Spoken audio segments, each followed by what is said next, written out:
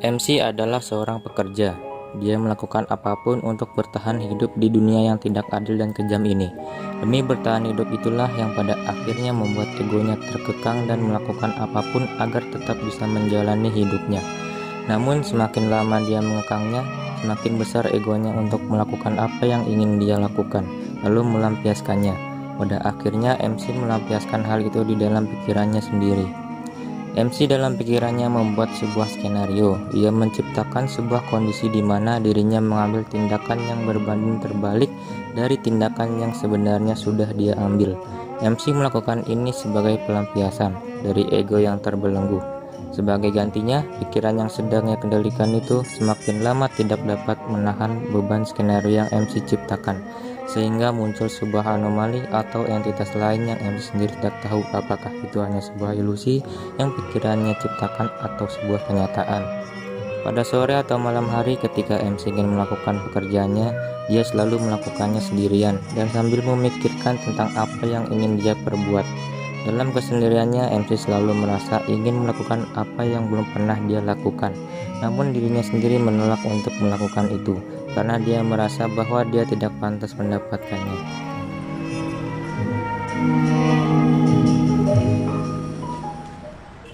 Capek banget, padahal sama kayak hari-hari biasanya.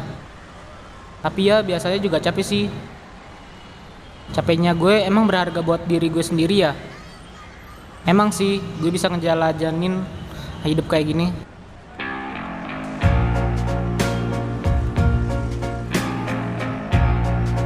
Pengen banget jadi pengusaha atau bos gitu, tapi nggak bisa soalnya udah tahu gue apa yang para pengerat lakuin di posisi itu. Gue nggak ada bedanya juga sih, mungkin lebih rendah. BTW kok gue di sini ya? Sambil melanjutkan jalannya itu, tiba-tiba MC bertabrakan dengan seseorang. Karena dia sedang melakukan pekerjaannya, dia pun membiarkannya. Tetapi seseorang itu nyolot dan lagi MC tidak dapat menanggapinya karena dia harus melakukan sebuah pekerjaan.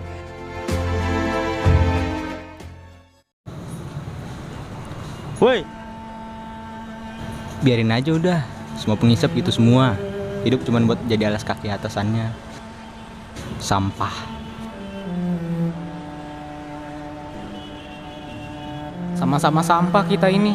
Bedanya gue bukan parasit, gue cuman kurir kok.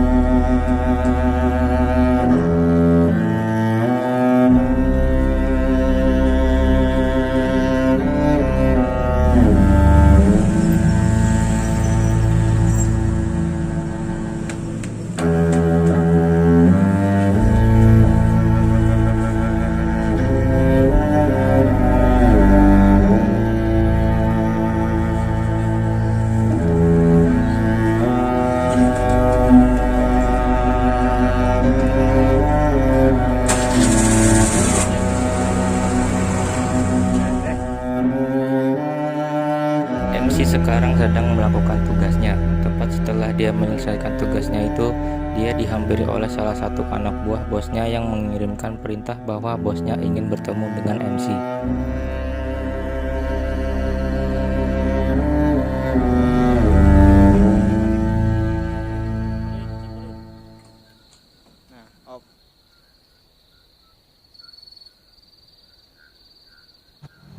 Lancar ya?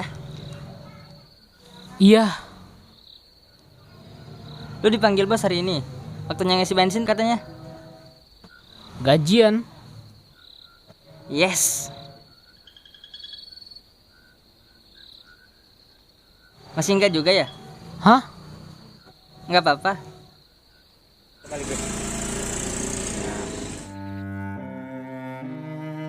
Setelah menerima perintah itu, MC langsung pergi ke tempat bos. Bos berbincang beberapa hal mengenai kehidupan MC ke depannya, dan bos memberikan sebuah tugas kepada MC yang MC sendiri pikir dia tidaklah cocok untuk tugas itu. Namun, pada akhirnya MC tetap ingin menjalani hidupnya dengan mengambil tugas itu.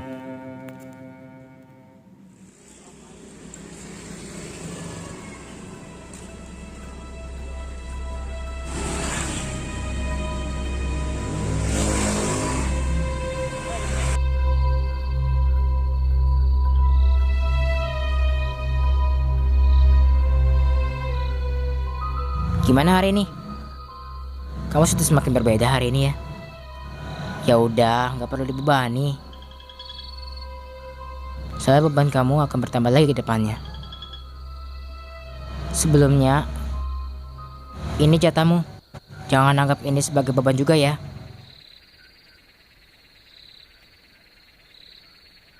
Terima kasih, Pak.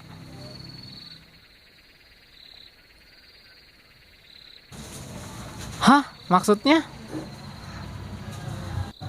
Saya punya tugas buat kamu. Nah,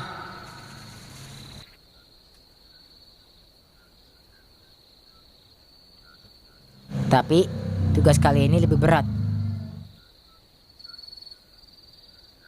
Anak buah saya pasti lagi ngantar paket. Dan dia pasti selalu menghilang setelah mengantar paket. Saya mau kamu rebut paket itu dan balikin ke saya. Lalu kepala anak buah saya. hah? Buat rebut paket gue bodo amat. Pasti gue lakuin. Tapi kalau yang terakhir, Saya mau kamu ambil kepala orang ini. Saya sudah muak dengan perilakunya. Dan kamu selama ini juga hanya jadi seorang kurir kan? Belum pernah ngelakuin hal begini kan? Jadi dengan ini, saya mau kamu untuk naik ke tingkat yang lebih tinggi. Dan tentunya gajimu akan meningkat 2 kali lipat untuk kepala orang itu. Dan paket yang sedang dia bawa 2 kali lipat buat 1 kepala. Beliau emang gila. Gue mau banget.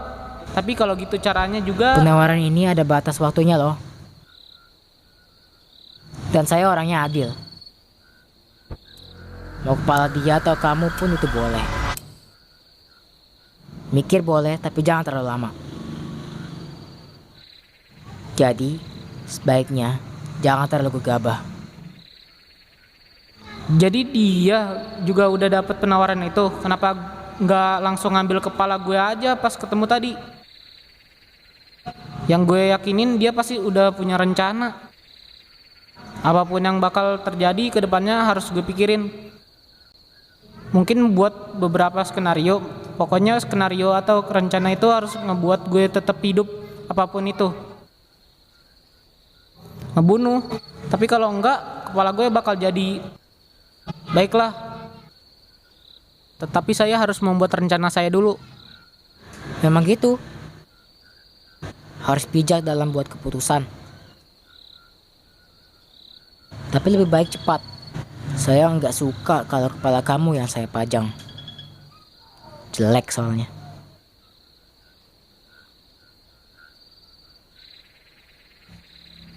Kenapa tadi gue dibiarin hidup?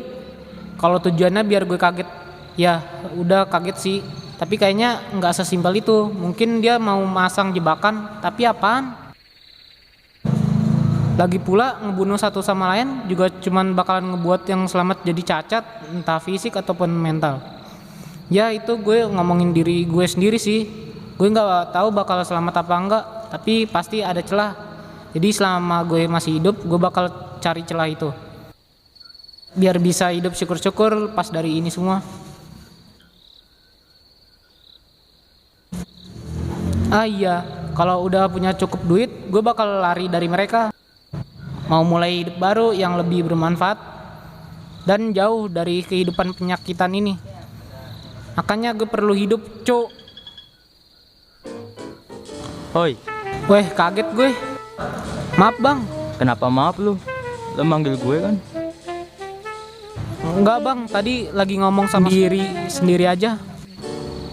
Gila dong berarti, nggak ada orang ngomong sama diri sendiri. Ya gue juga gila kayak. Biasanya orang begitu punya masalah. Coba sini ceritain. Sokap nih orang. Lagi pula gue juga gak akan ketemu ini orang lagi. MC pun memberitahukan keseluruhan hidupnya pada orang itu. Yang mengejutkan adalah bahwa kehidupan mereka ternyata hampir mirip satu sama lain. Mereka terus berbincang hingga MC ingat harus mencari seseorang. Oh iya, nama lo siapa? Kreng, gimana kalau gue bantuin lo? Tapi gantian, gue mau lo bantuin gue. Kayaknya nggak perlu. Gue cuman butuh temen ngobrol kayak gini aja. Lagi pula gue juga nggak punya apa-apa buat bantu lu. Semua duit yang gue punya juga pasti bakal habis buat kebutuhan sehari-hari gue. Ya udah terserah, gue juga nggak butuh duit. Terus lu butuh apa? Belum waktunya gue kasih tahu. Ya udah dah, gue ada urusan. Ya udah sana. Urusan apaan? Sejak kapan pengangguran punya kesibukan? Belum waktunya. Adalah, nanti lo bakal tahu. Aneh. Kacau lu. Oh iya, gue perlu ketemu itu orang.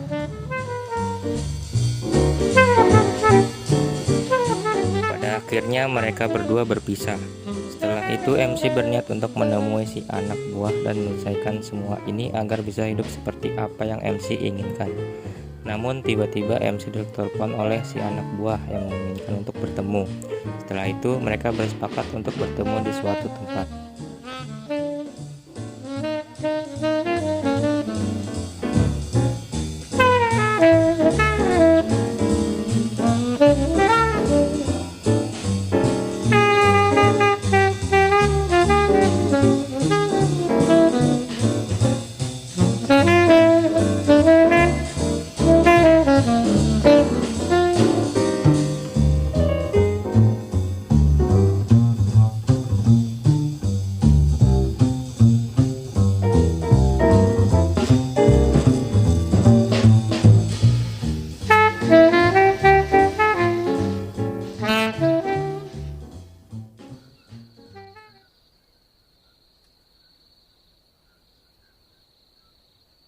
Akhirnya datang juga.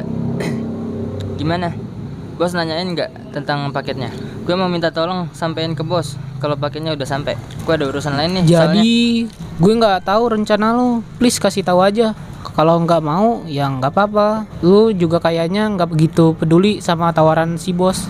Jadi gue bakal bela itu leher. Nggak sakit kok. Gue bakal Lo ngebol apaan sih? Lo mau belah leher gue? Gila lu. Buat apa lu mau ngelakuin hal kayak gitu? Biasanya gak tertarik sama hal beginian. Lu kenapa sih? Lagi banyak pikiran ya? Kreng. Kreng. Lu kenal Kreng? Nih orang. Lu bener-bener kacau hari ini ya. Bos ngebuat pikiran lu kacau dah. Soalnya lu tiba-tiba mau ngebelah leher gue. Oh, gue asumsiin kalau bos yang nyuruh lu buat ngambil tugas kayak gini. Lu mau ngebunuh teman lu sendiri kah, Kreng? Loh, ini orang dia nggak tahu. Tapi bukannya bos ngomong, Kreng nggak ada di sini. Gue nggak peduli lo kenal sama dia di mana. Tapi yang ada di depan lo sekarang itu gue. Gue siapa? Gue. Belakangan ini lu juga belum nyebut nama gue. Lu pasti inget kan nama gue? Kalau lu mau bunuh gue, seenggaknya lu harus tahu alasan itu. Terutama lu harus tahu lu itu siapa. Kalau lu segitu stresnya sama pekerjaan ini, lu keluar aja. Gua akan bantu, tapi nggak hari ini. Maaf. Hari ini gue sibuk. Ada urusan. Apa ini? Kenapa dia manggil gue Kreng? Lagi pula kalau gue emang temennya harusnya gue inget. Tapi hubungan pertemanan dalam bisnis kayak gini juga pasti cuman sebatas informan aja. Jadi nama dia siapa? Gue itu siapa?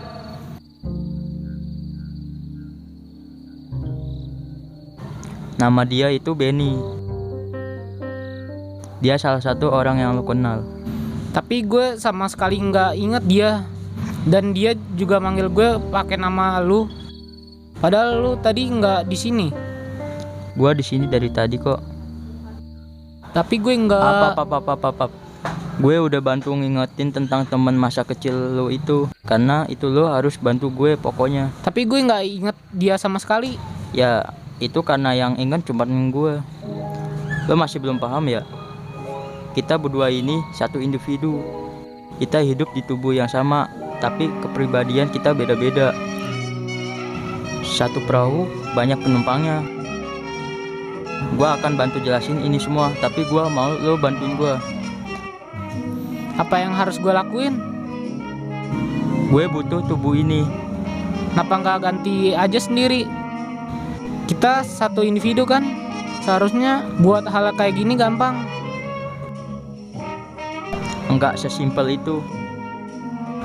Lo yang sekarang punya lebih banyak dorongan dan emosi. Jadi gue perlu lo buat lakuin apa yang gue suruh. Oke.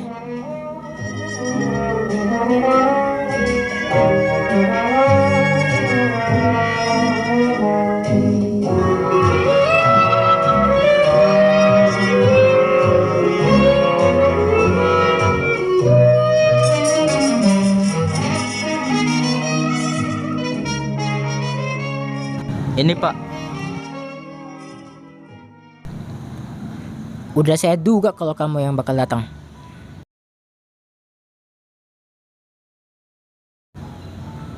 Apa itu? Oh, ini buat jaga-jaga aja Pak. Saya takut hilang soalnya. Ya sudah, ini yang saya janjikan.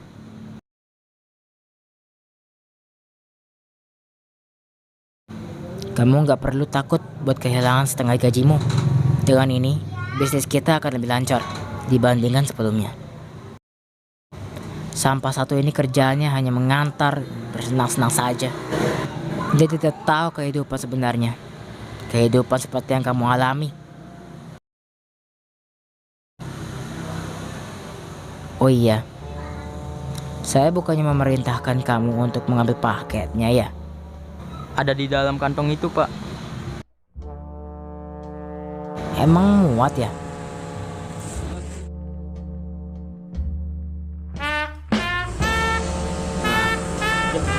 Ayo tenang nih.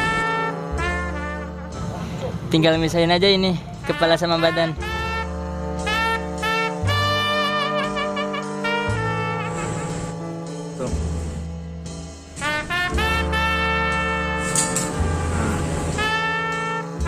Biarin lu.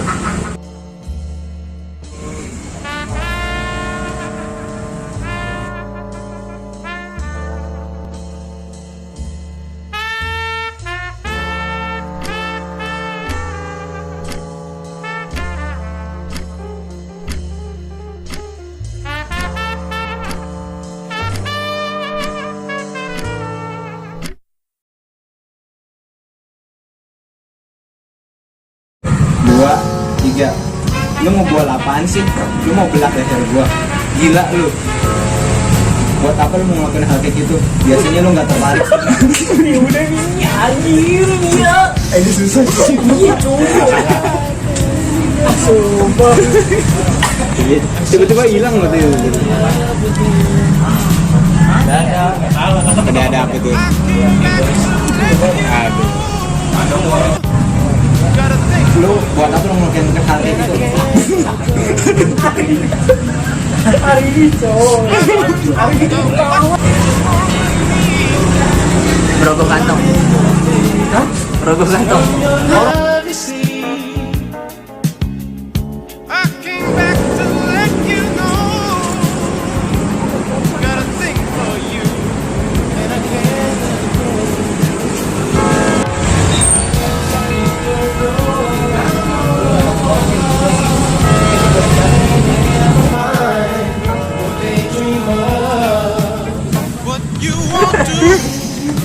Bener-bener, dek, situ. Sabar.